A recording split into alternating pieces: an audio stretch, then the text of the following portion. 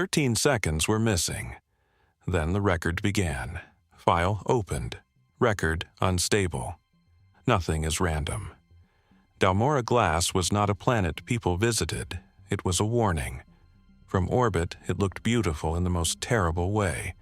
An entire world wrapped in black glass, oceans frozen into dark mirrors, mountains sealed under smooth obsidian, cities trapped below the surface like thoughts that never finished forming. Officially, Dalmora had died in a solar event. Unofficially, every scientist who studied it came back with the same question. Why had the planet stopped burning before it finished dying? Ivenn Saal arrived with 3 research drones, 2 medical scanners and 1 Ulshok engineer, who clearly believed this mission was a waste of intelligence. Oshren, Kaal, stood beside her in the observation bay, his golden eyes fixed on the planet below. "Glass formation requires heat," he said. "The surface shows heat, the atmosphere shows collapse, but the population shelters show no impact damage." Ivenn did not look away from the data. So the planet burned without destroying what was inside it. Oshrin's face tightened. "That is not physically useful." Ivenn almost smiled. Reality rarely asks our permission before becoming inconvenient. They landed near what had once been Dalmora's northern capital.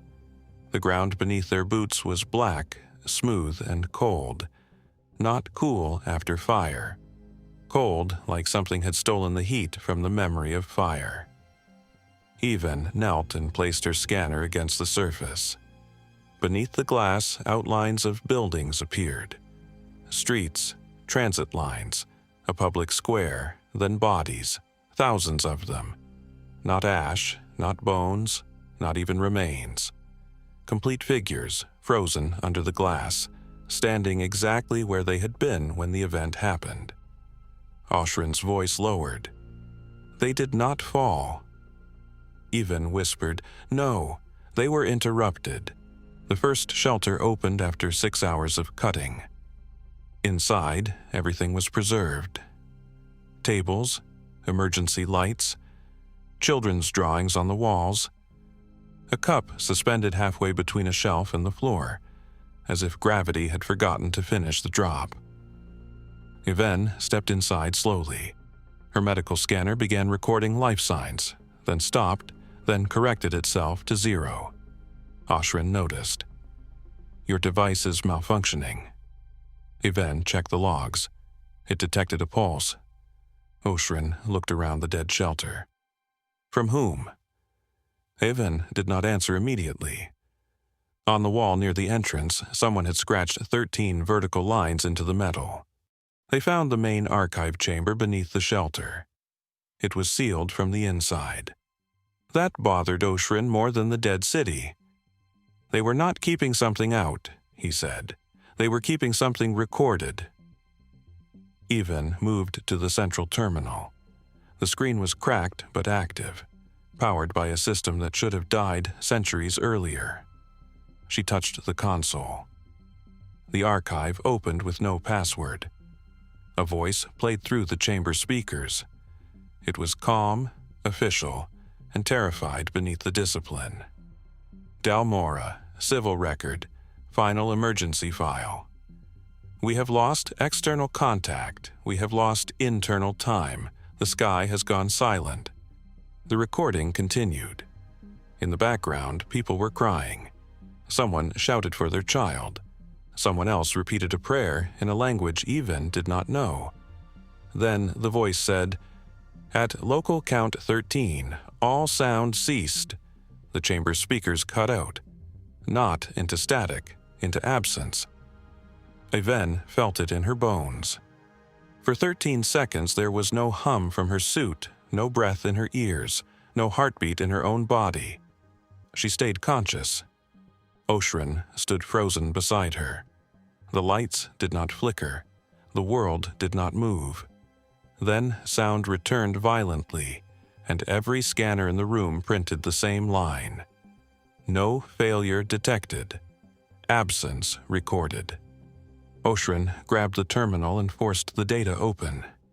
His hands moved fast, precise, and angry. "This is not a solar event," he said. "There is no consistent thermal path, no normal atmospheric chain, no impact wave." Ivenn watched the frozen figures beneath the floor glass. Then what happened? Oshren pulled up the final planetary timestamp. The last valid record ended 13 seconds before the glass formed. The next record began after the transformation was complete. Ivenn read the gap 3 times. 13 seconds. Oshren said nothing. For once, the engineer had no correction to offer. A second file opened by itself. Not from Dalmora, from somewhere else. The header appeared in a language neither of them had selected. Then it translated. Nharven Archives. External trace match found. Ivenn stepped back.